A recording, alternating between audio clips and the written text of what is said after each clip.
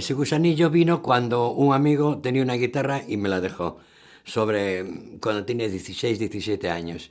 Estudiaba y al cabo cuando tenía 19 años más o menos dejé de estudiar y me metí en la música. Si teníamos 40 canciones, 15 eran nuestras. Hacíamos canciones desde Brincos, Cheyennes, Huracanes, Beatles, Rolling Kings, Herman Henry.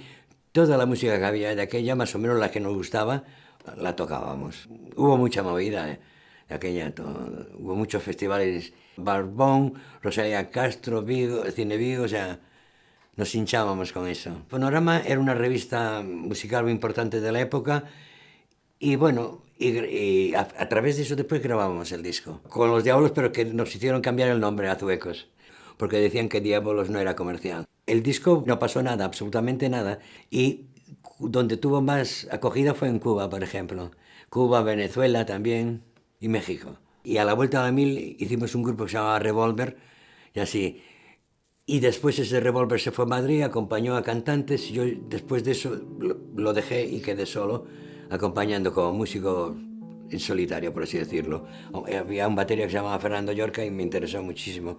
O sea, nos complementamos muy bien e hicimos un grupo que se llama Outeiro, que coincidió con la época que existía Ruada en Coruña. Rock progresivo, la verdad. Rock progresivo y fue una época muy interesante.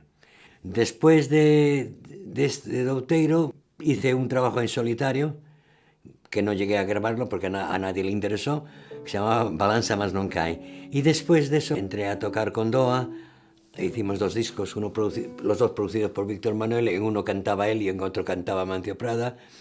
Y bueno, eso no sé cuánto tiempo estuve ahí. Después de eso ya me retiré. Me agrada sentir eso de que por ti esté la gente tocando. O sea, poco tontito, un orgullo tonto, pero bueno, pues ¿por qué no? Música popular. Que toco muchos estilos y sobre todo que no me he casado con nadie, con ningún estilo. Yo no sé lo que digo, soy jazzero y no toco nada más porque soy bluesero y no. Toco lo que se me ocurre, porque si yo tomo un gin tonic, después tomo un whisky, o sea, que solo tomo un gin tonic, qué aburrido, chico.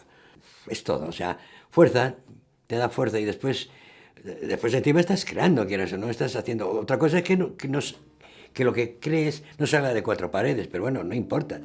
O sea, no pasa nada.